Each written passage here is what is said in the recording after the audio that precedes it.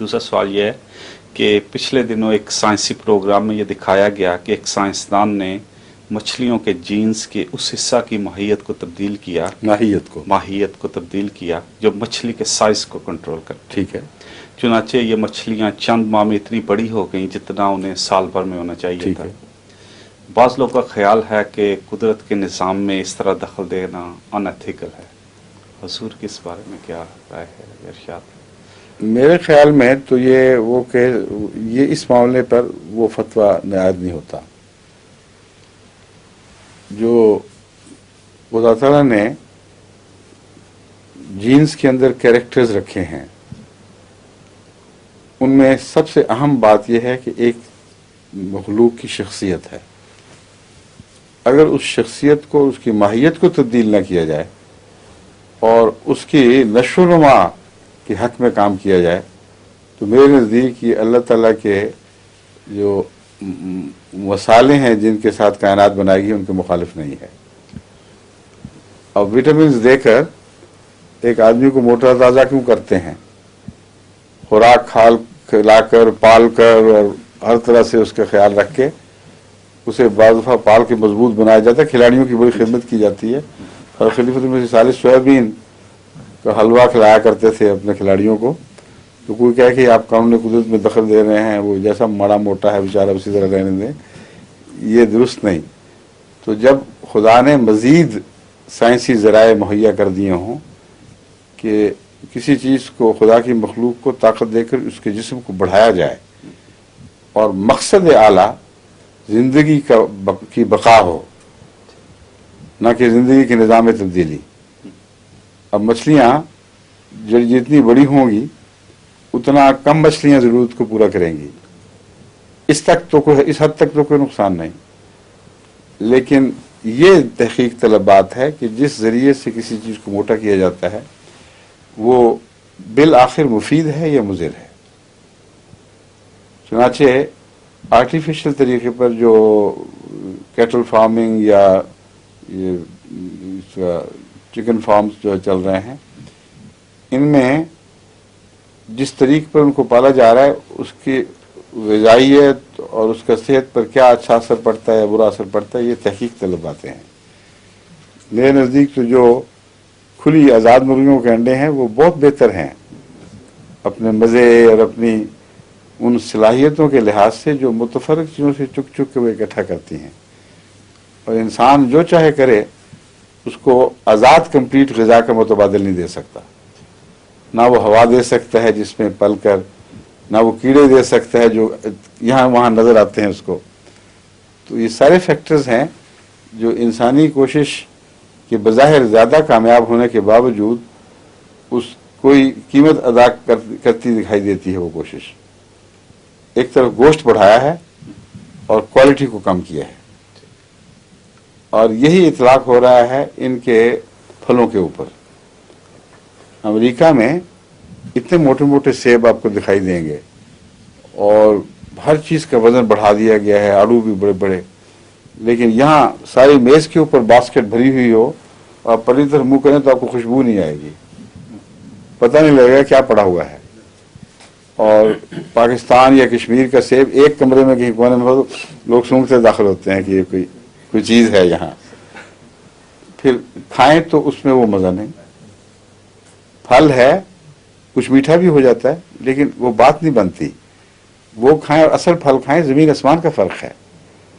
ایک دفعہ امریکہ میں اسکائی لائن ڈرائیو پہ ہم جا رہے تھے، تو ان کے جو پھل پیش کیا کرتے تھے ہمیں جہاں ہم کبھی ٹھہرے یا ہوٹلوں وغیرہ میں بھی، تو اس سے نفرت ہی ہو گئی تھی سیبوں سے، دل نہیں چاہتا تھا کھانے کو۔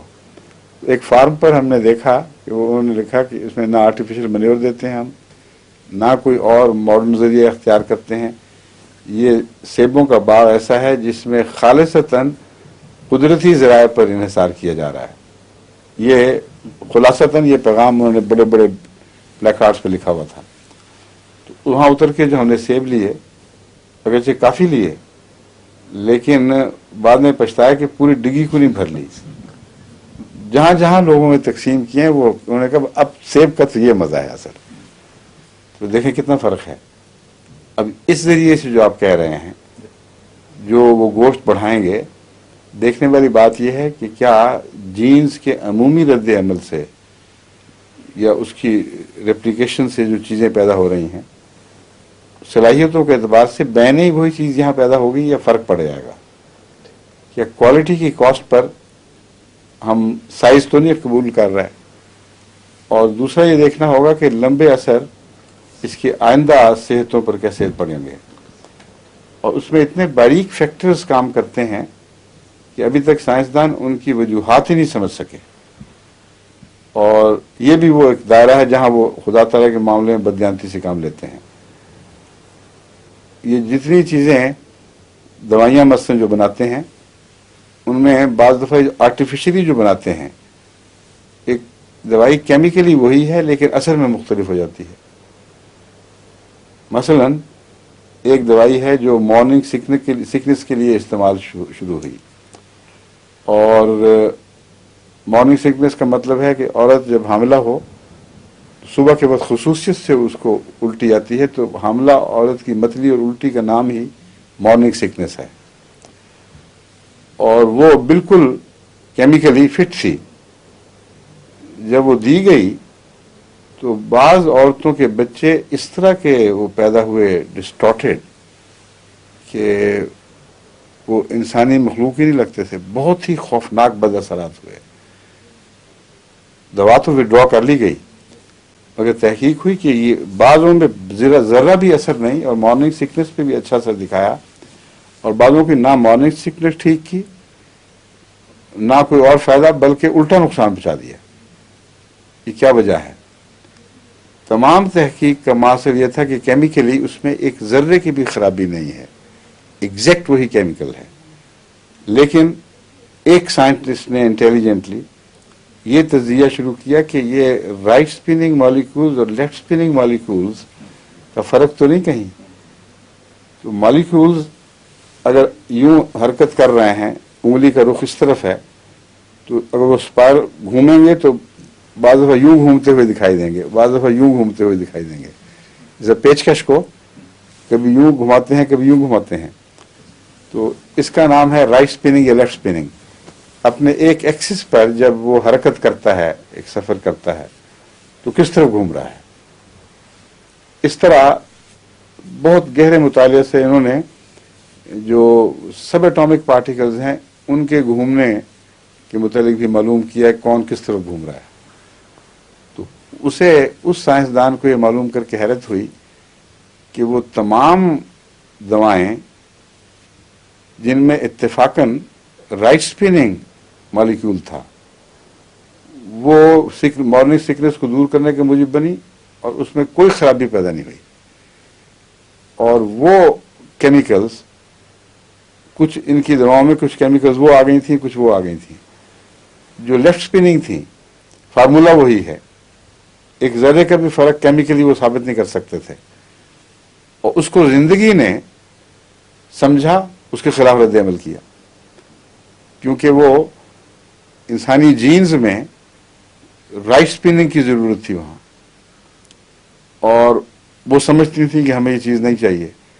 اگر تو ریجیکٹ کر دیتی تو اور بات تھی، لیکن چونکہ جسم میں انجذاب ہو گیا، اس لیے اس نے جا کر خرابیاں پیدا شروع کر دیں اور عجیب بیہیویئر پیدا ہوا۔ اس کے سوا کوئی وجہ نہیں ہے۔